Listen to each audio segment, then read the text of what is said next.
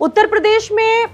Monsoon सत्र का आगाज हो चुका है और सत्र का तीसरा दिन है आज, जिसमें कई मुद्दों पर गहमा गहमी बरकरार है। और सबसे महत्वपूर्ण बात विजन डॉक्यूमेंट को लेकर सदन में अब 24 घंटे आज से चर्चा चलेगी, क्योंकि कल तक ये सत्र जो है वो सुचारू रहेगा और उसके बाद सत्र का ऑफिशियली समापन होगा। इस बार सत्र 4 दिनों का जरूर है, लेकिन इम्पोर्टेंट बहुत है। सबसे प्रमुख मुद्दा, विपक्षी पार्टियां जबरदस्त तरीके से कई ज्वलंत मुद्दों को लेकर अपनी बात रख रही है। वहीं सरकार की ये कोशिशें हैं कि 24 घंटे का जो विजन डॉक्यूमेंट है 2047 उस पर चर्चा करना, लेकिन इसी विजन डॉक्यूमेंट को लेकर ही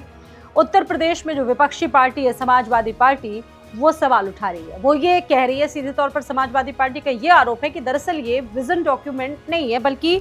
रीजन डॉक्यूमेंट जारी करे उत्तर प्रदेश की सरकार। अखिलेश यादव ने यूपी गवर्नमेंट पर साफ आरोप लगाते हुए कहा कि सरकार को विजन नहीं बल्कि रीजन डॉक्यूमेंट जारी करना चाहिए और ये बताना चाहिए कि किस कारण से सरकार ने अपना एक भी वादा पूरा नहीं किया और क्यों नहीं किया। क्योंकि आपने देखा होगा सिलसिलेवार तरीके से ट्वीट्स की भरमार लगी, चाहे महासचिव की बात कर ले,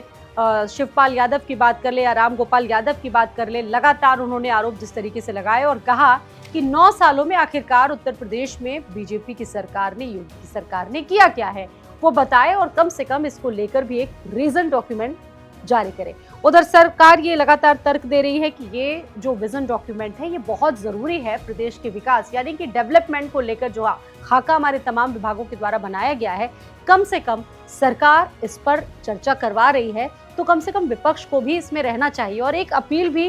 केशव प्रसाद मौर्य जो कि उत्तर प्रदेश के डिप्टी सीएम है, उन्होंने अपील प्रदेश की विपक्षी पार्टियों से भी की है कि कम से कम इतने महत्वपूर्ण मुद्दों पर आप, सरकार जो 24 घंटे सदन में चर्चा करवा रही है, आप कम से कम सदन को ज्वाइन जरूर करें, चर्चा को बहिष्कार ना करें। तो वहीं जिस तरीके से विपक्षी पार्टियां लगातार सवाल उठा रही हैं, चाहे फतेहपुर कांड हो या फिर तमाम मुद्दे, उसको लेकर सवाल सरकार पर बरकरार है। तो साल 2047 में यूपी को लेकर सदस्यों का क्या क्या दृष्टिकोण रहेगा, ये सरकार रखने की पूरी कोशिश करेगी और सभी सदस्य इस मुद्दे पर अपना मत रख सकेंगे।